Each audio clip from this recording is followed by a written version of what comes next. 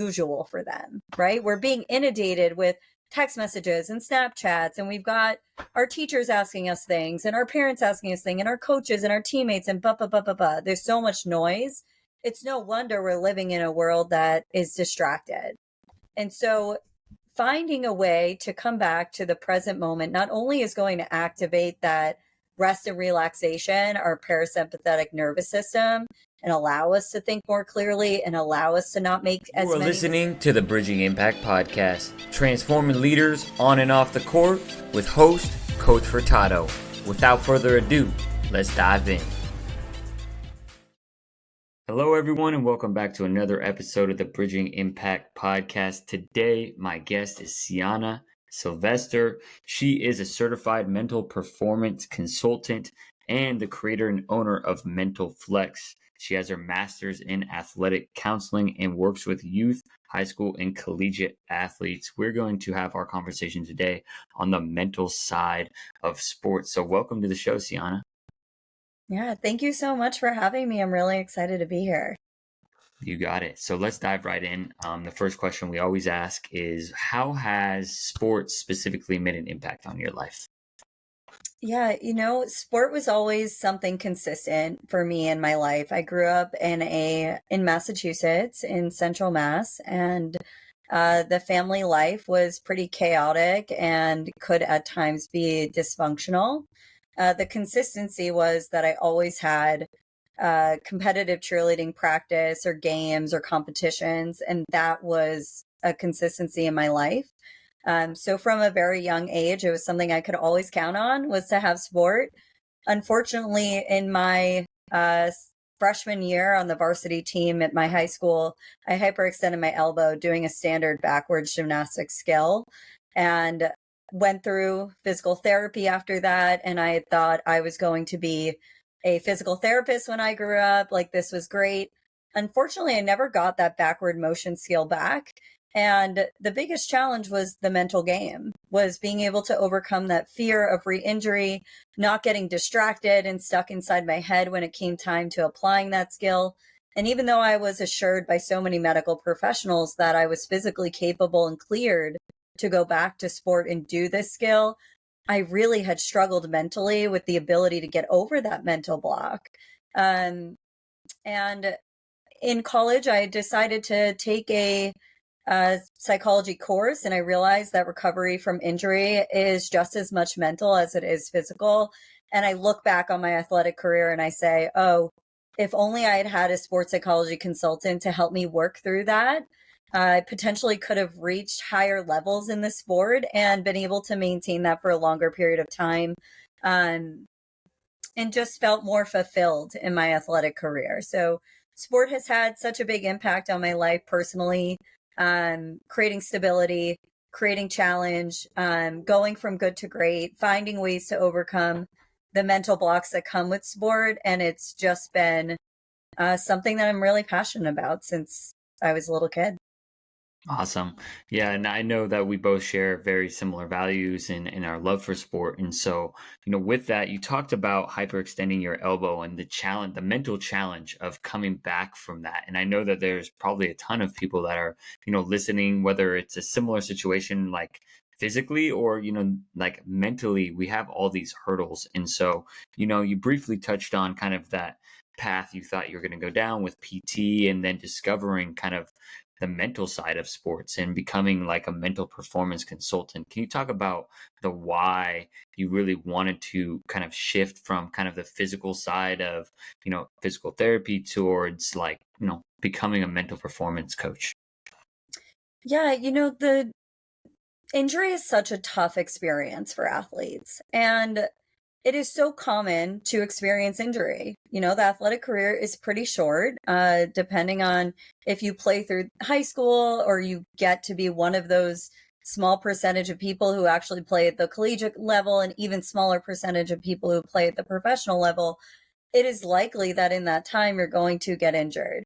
What I find is that a lot of people, if you're listening to this, you're probably a high performer and you're asking yourself, well, what am I going to gain out of this conversation? So let's just assume that most people listening to this podcast are trying to better themselves or better their son or daughter or player. And what oftentimes happens with high performers is we maybe get injured for the first time and it's like a shock to our system. Like, this has never happened to me before. I'm used to being one of the best players on my team. I'm used to things like I work hard, I'm disciplined, and because of that, things come relatively easy for me.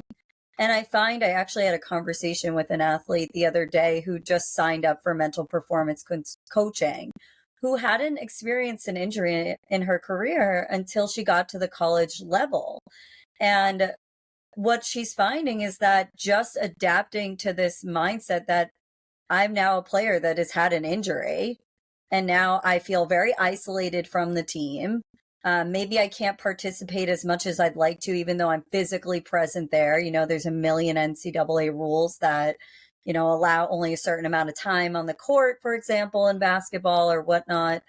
And what I found, getting back to your question, the reason I went into the mental game is that none of that is physical. And it has such an impact on an athlete's career and their trajectory of where they want to go. So a player could be looking at their college experience. Now they're an injured player. They could be saying, well, I've got to get back to how I used to be. I've got to get back to, the number of points I used to score in a game, or being able to move with that level of mobility so that I can reach the goals that I had set for myself before injury. And oftentimes we're so stuck on the past, we're so stuck on what used to be, instead of accepting the new reality, like, I am a player that has an injury.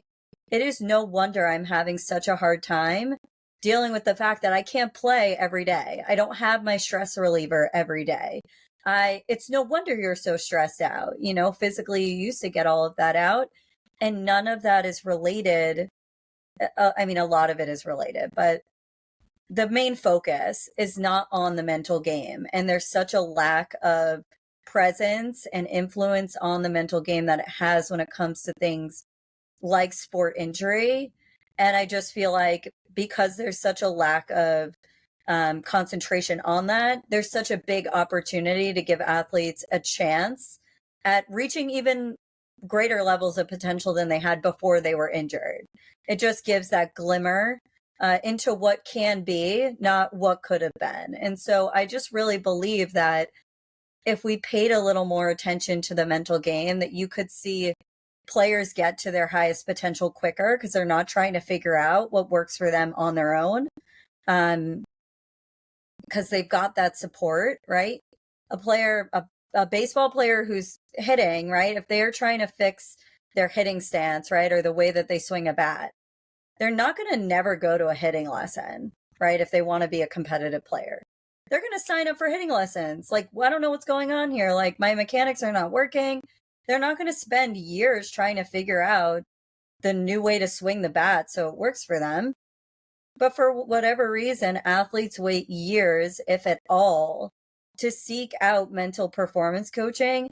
They wait until there's a major problem to find somebody like me to help guide them through that. So I just love that being a certified mental performance consultant allows athletes to build a greater awareness and reach their goals quicker, because you're not just on an island trying to figure it out all by yourself.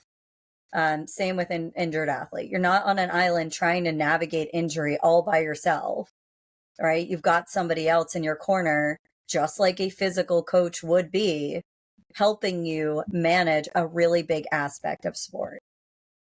Yeah, 100%. I think one of the running themes that I hear in the why and just the importance of mental sports coaching is being present, right? Being present with where we are at, right? It's a lot of times we wish, like, oh, I remember, like, even for us who are, maybe coaches, I remember when I was in shape and I was in high school, right? We like want to go back to that. Or, for the athlete who got injured, I wish I was, that I actually just had an athlete the other day was like, I used to be able to get up like 4 or 5 more inches before the injury, coach. So like literally exactly kind of what you're talking about. And so before we kind of dive into that, presence and the importance of presence, I want to talk about kind of what you're talking about with physical coaching, but there are a lot of coaches that completely ignore the mental side of the game. And so if you talk about and share a little bit of, kind of, insight, tips, advice on how to incorporate that like mental side of the game into, let's say for me in my basketball programming, but also I'm also a basketball team coach as well. Yeah. That's such a good question because oftentimes I get brought into athletic departments, colleges, high schools, and I will be in a position where I'm pitching to them what the benefits are to adding a mental performance consultant to their staff. And there are some coaches who are so bought in, right? They're like, I totally recognize that the mental game matters. We're not doing enough to train it. We need you, right? You've got that maybe 20%. Then you've got like the 50% of coaches who are like, well, as long as it's not going to like change the way that I'm doing things or bother me or get in my way, sure. Like they can come in and do mental performance coaching. And then you've got the, bottom half who are super resistant and don't believe in it. They think it's soft, that, teams who hire a mental performance coach, it's because they just can't figure out a way to win and their coaches aren't experienced enough. And, the list goes on. I choose personally not to focus on those bottom half because those people are not ready for change. When it comes to building a mental performance component into the current philosophy of a coach's approach and style, we've got to cultivate the buy-in. What's in it for you to cultivate this in? And how can we implement it into an existing structure? So it could be as simple as adding a mindful moment at the beginning of your practice, right? Every coach says, leave everything that's going on outside of sport at the door, right? Or before you walk into the field. Every coach says some version of that, but they don't actually train athletes or provide an opportunity for athletes to do that, right? They just think that they're a robot and they're going to flick off a switch. And it's like, my whole life is just come on hold because I stepped into the gym. Like that's just not reality. And so adding something like a mindful moment at the beginning, I think I just lost you in my headphones. Can you still hear me? We're good. I think adding a mindful moment, something as simple as 1 minute that allows people to arrive to practice, give them an opportunity to let go of all of those things. And you can train coaches how to do this. You don't have to be a certified mental performance consultant to do this. But allowing that moment can allow athletes to transition into sport, right? And that goes into the presence, which I think we're going to talk about soon. But mental performance coaching doesn't have to be, okay, you commit to 8 weeks, twice a week, all of your players are in a room and you're doing workshops and you're doing one-on-one coaching. Yes, that is one way and probably a very effective way. But oftentimes it's not realistic to what the current culture is allowing. And so I think it's important to get the buy-in. What's the science behind mental performance coaching? Who are the best in the world that are using it? Okay. Every Olympic athlete has a sports psychology consultant. Every MLB team has not just one, but a team of mental performance consultants, right? So if the best in the world are using these services and it's good enough for them, what's stopping you? What's getting in your way of providing this service to your players? So get that buy-in, cultivate that awareness. Hey, this is a field. Some people don't even know it's a field. Here's the desire. Here's how it can help you. Right now, how do we give you the knowledge and abilities so that you can implement it into your current coaching style? And then how do we reinforce it over time? So I would often ask organizations, different athletic groups, not only are we going to train, how to build confidence, how to manage attention, how to respond to pressure in the moment. How can we train you as the coach to reinforce what's learned in this workshop? Because coaches are the ones spending the most time with the players. If they're not bought in, it's not that athletes won't benefit. You're just not going to see that culture shift that every player is reflecting on their performance after a game. Only maybe the people who are bought in, who are getting that one-on-one coaching, are doing that, right? So especially in team sports, it's critical that the entire team maybe has the same philosophy so that you can move toward a unified goal with the same approach. So it can be really tough. I would love to say that it's easy. It's not. It is easy to implement the mental game. It doesn't have to be these big, long spurts. You can do the short spurts. And by getting a mental performance consultant involved before you're going through like a slump, right? You're all losing. Like, get them involved early, train it in your culture often, set the rules and expectations at the start of the season. And by the way, then communicate that message 5 to 7 times throughout the season. So it's not like, oh, yep, coach always starts us off, we're going to focus on the mental game, then we never do it. Right. Because then you're going to create resistance, and you're not going to have that trust that you need with athletes to change what they're already doing and implement a new skill. Yeah, 100%. So, as you know, kind of what I've hear, there are a couple of different options, right? Kind of depends on the age and stage and how much time you have as a coach. Mm-hmm. And then just diving in, I'd love for you to kind of expand on that principle of presence that you're talking about and the other principles that you teach in terms of your mental performance coaching. Yeah, there's so many skills. I will tell you, my philosophy is I don't jump right into skills with players. My belief is that you're a person first and you're an athlete second, and you have other roles and identities within your life, and it's important to nurture those. So something that's happening off the field could be influencing you on the field. Let's get really clear on that. So my approach is first to start with building self-awareness. Let's assume, okay, great, we've now got a better understanding of who this athlete is, what their mental model is, what rules they have for themselves. And then from there, we go into, okay, what skills might help this athlete? Where do we start? A foundational skill that I teach to almost every single athlete, despite learning about them, is mindfulness, right? And mindfulness, based on Dr. John Kabat-Zinn, who is the world leader in mindfulness-based stress reduction. Fun fact, he created the mindfulness-based stress reduction program where I was born in Worcester, Massachusetts.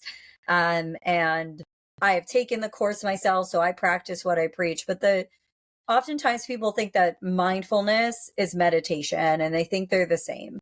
Meditation is a way to achieve a mindful state. So what is mindfulness? It's the act of paying attention in a particular way, on purpose, in the present moment, and non-judgmentally. So there's a lot there in that definition, and all of those terms are very important. The most important is in the present moment and non-judgmentally. So oftentimes, especially with the younger athletes, I would say high school and below, achieving a mindful state is really unusual for them, right? We're being inundated with text messages and Snapchats, and we've got our teachers asking us things, and our parents asking us things, and our coaches and our teammates, and blah, blah, blah, blah, blah. There's so much noise.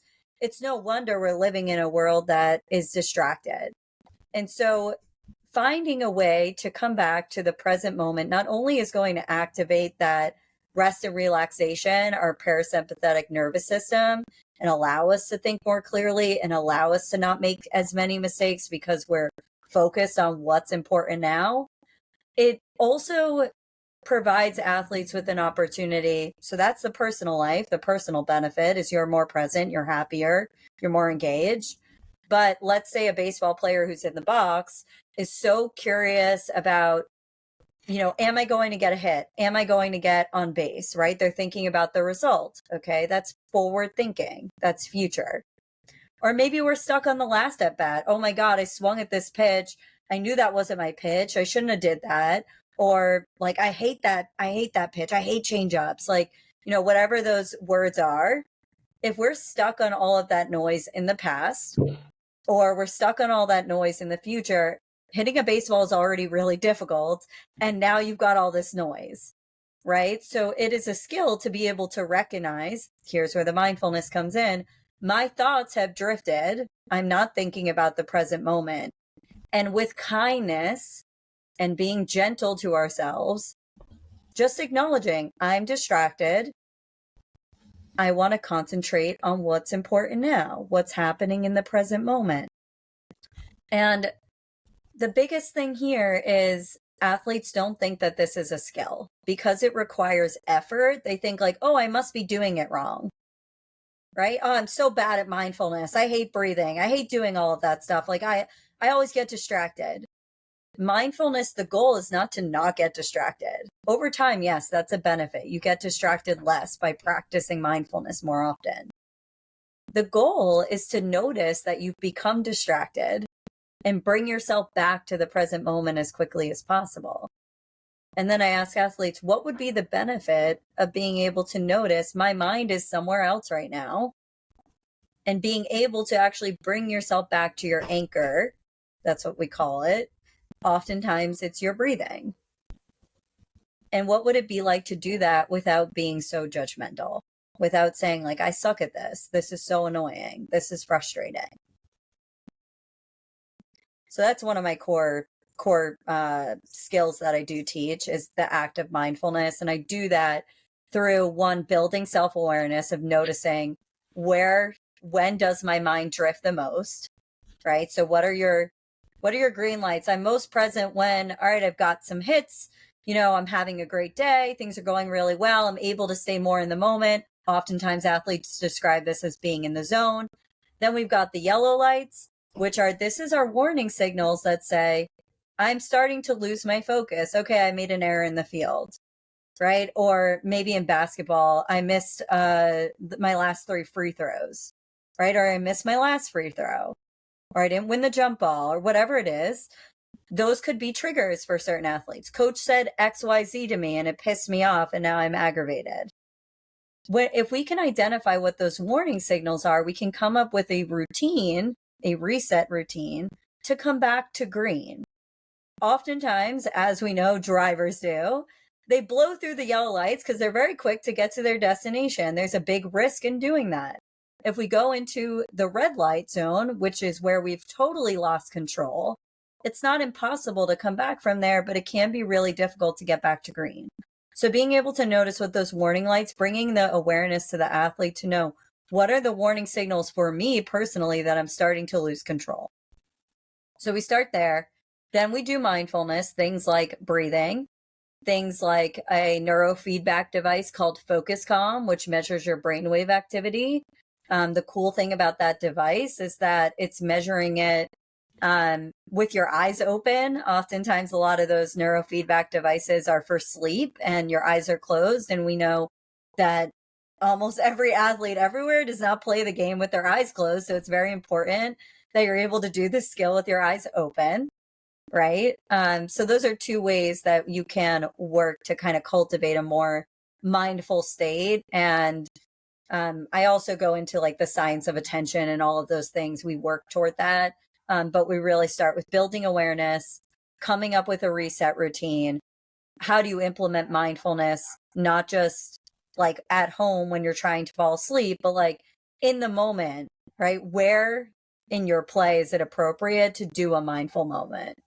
A soccer player who's just been running, the whole game, they're 60 minutes in and they're fatigued and they're tired. They're not just going to like get subbed out and do a mindful moment and come back in.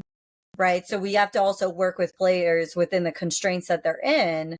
How do we implement this now on the field, on the court, right? On the golf course, whatever that is for them, tailoring it so that, just like the coaches who want to maybe put mental performance coaching into their existing style, how do we now help athletes implement mental skills into their existing constraints of the environment that they play?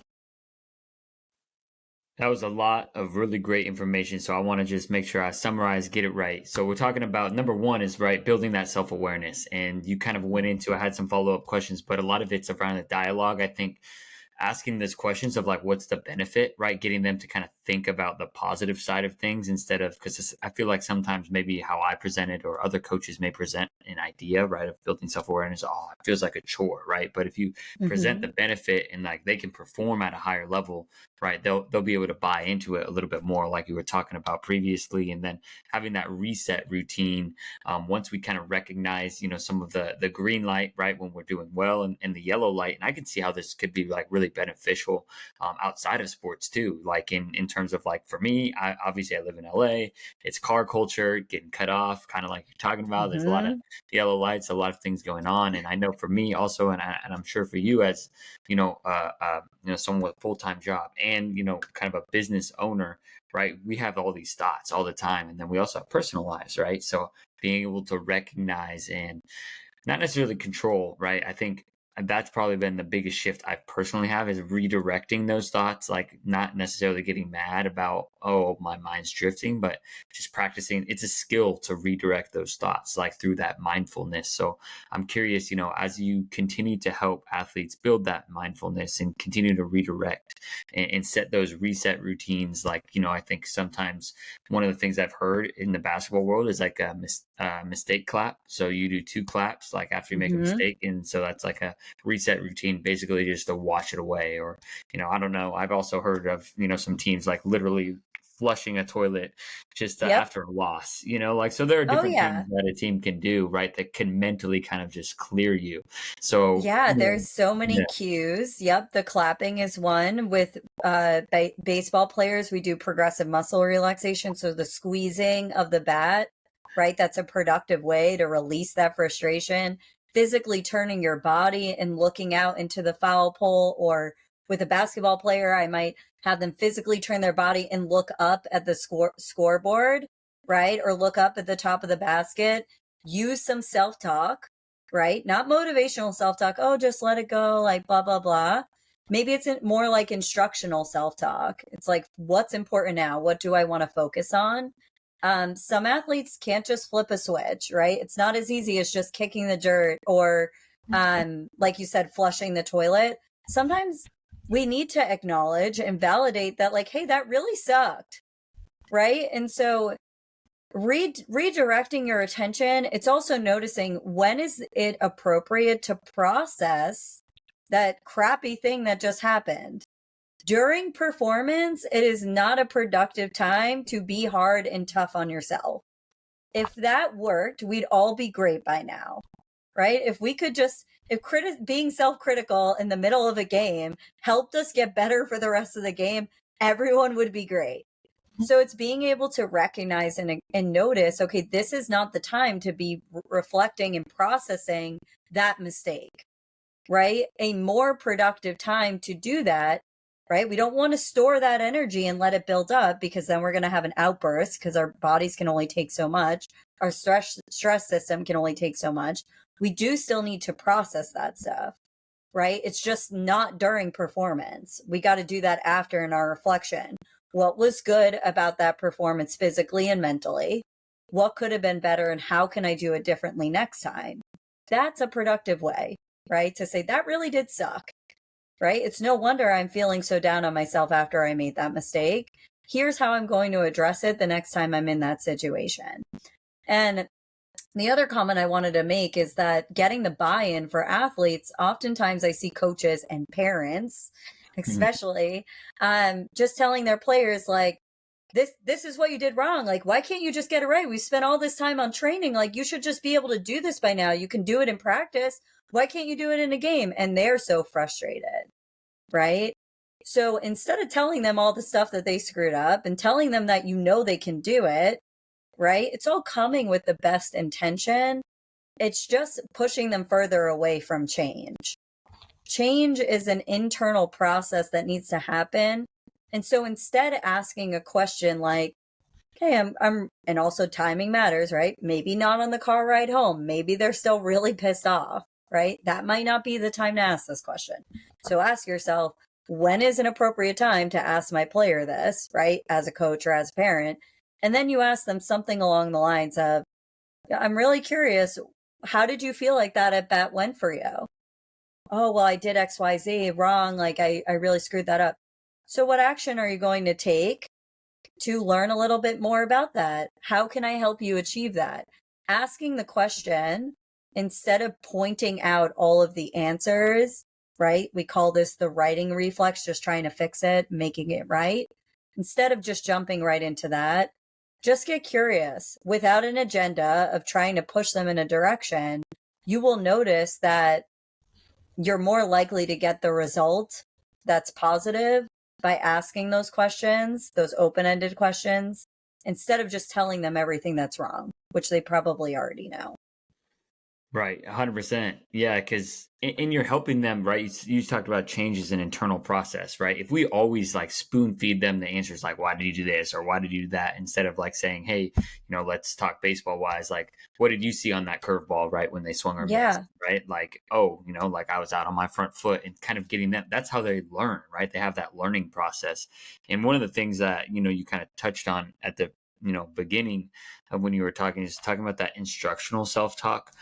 So one of the things that I've been learning, or I know, like, I'm not sure what the exact thing is, that if you like are thinking, like, I'll use myself for example. If I like am thinking too much when I play, like go down, up, shoot, right? Like you want to flow.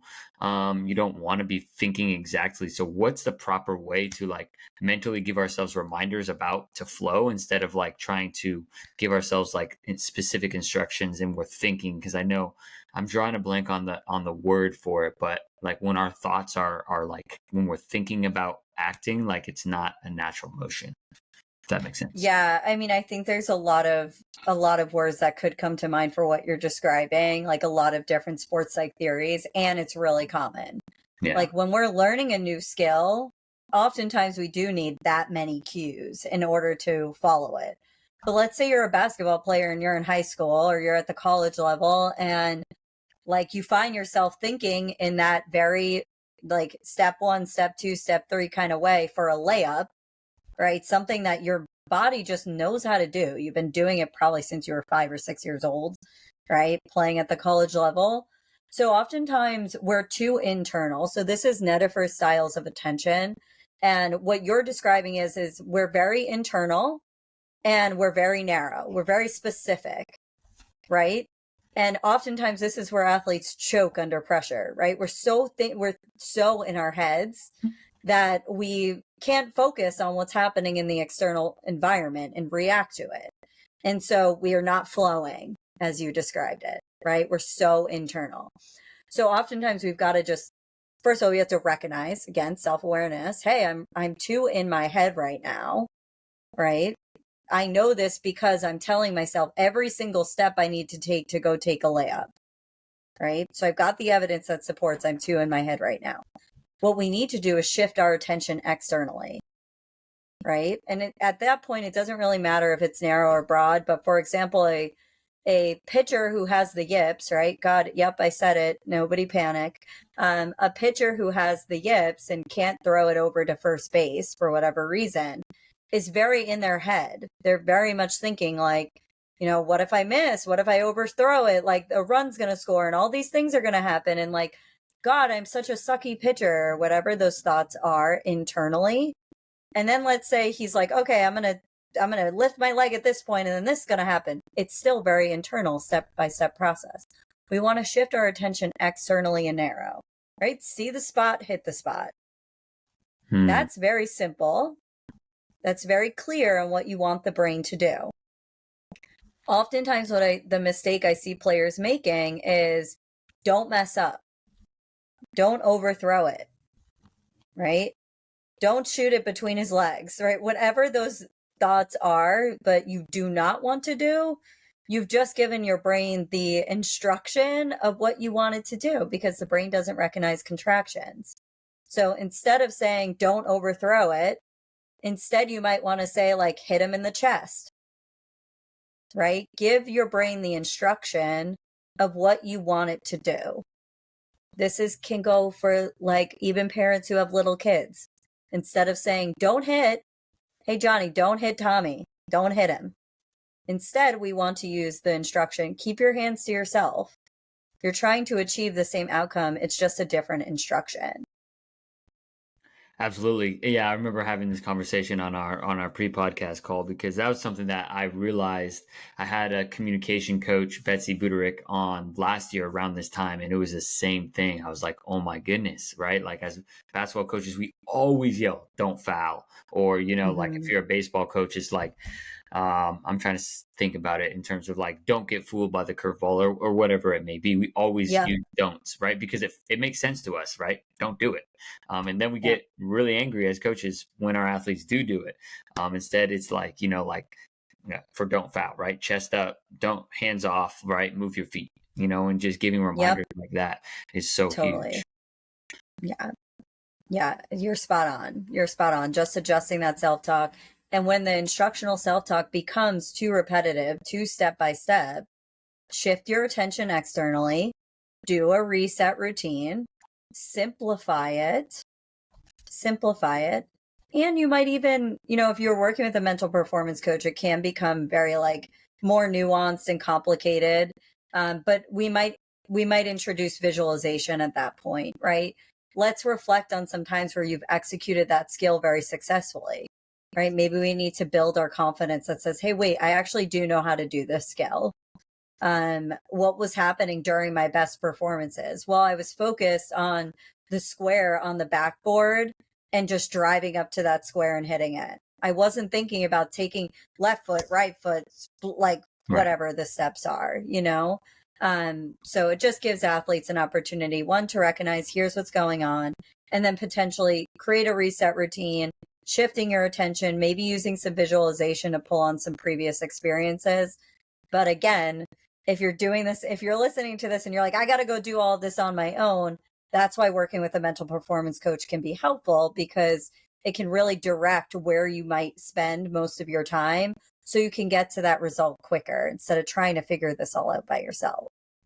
Right. That makes a ton of sense. And so you briefly just touched on it right now as we kind of enter our like, eighth, ninth inning of our podcast. Our 2 minute drill, as we'd like to say, is like confidence is a big one when it comes to like the mental side of games. And you just touched on it a little bit, but I'm sure you have a lot of athletes that come to you and are like, like I was playing so well here and now I'm not. So where does that confidence come from? Because I know obviously you have to do the preparation, right? Like I always tell my athletes, like you can't be confident at something you don't practice at and with Yeah. intention, right? Like I'm not going to be a great chef if I'm only making Trader Joe's frozen food, right? So at the same I time, think that's pretty good, but it's pretty good. Yeah, I'll be able to walk in at Gordon Ramsay's kitchen, no problem. yeah, you got Um, it. exactly. But the mental side of things, like where does that confidence come from? Yeah, the myth about confidence is that, okay, players are just confident and they give them a label and they're like, oh, that's how it always is. Well, confidence is actually very fragile. Yeah. And it's usually because we wait for the feeling of confidence in order to act confidence. And actually, what we want to do is reverse the order of that. Confidence, the action, comes before confidence, the feeling. Okay. And this isn't fake it till you make it, right? And maybe some people believe in that and that's what works for them. This isn't fake it till you make it. We have to take back our power and our control, that we have the abilities to do hard things, right? And so what I often find athletes doing is they wait for something good to happen, something successful to happen to feel confident. And if we always have to wait for those things, oftentimes a lot of those things are outside of our control, then we're saying we have no power and trust in our confidence abilities, right? We've given that away to the gods, kind of like a superstition. Instead, what we want to do is say, wait, I'm in control of my ability to be confident. What actions can I take that demonstrate confidence, right? And so what is your body language when you're walking up to the plate or the free throw line?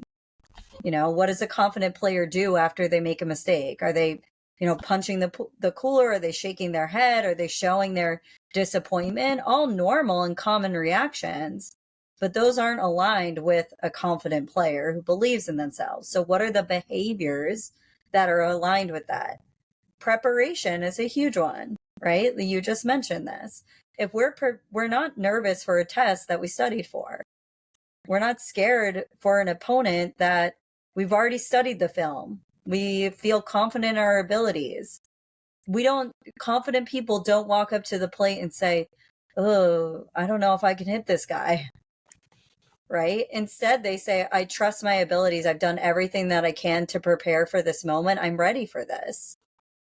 It's just because it requires effort doesn't mean that you don't have to be confident. Confidence can require effort, and it's very fragile. It's very easy to lose if you're just waiting for something successful to happen. On my Instagram, I have a highlight that talks about the 9 sources of confidence. So if someone's curious, they can go on there, click on the highlight that says confidence, and see, okay, well, if I'm always waiting for something good to happen in order to feel confident, then I'm probably missing on a lot of opportunities to take that control back. And so how could I do that? What are the other 9 sources? And how do I create those for myself in my life? Yeah, it's huge. Creating that confidence comes internally, and I really like that. Like action then leads to feeling. I think that's a good breakdown even for athletes, and it's something that I've heard before. Like reading, like how kind of you can tell like just body language wise, like how someone feels about their ability.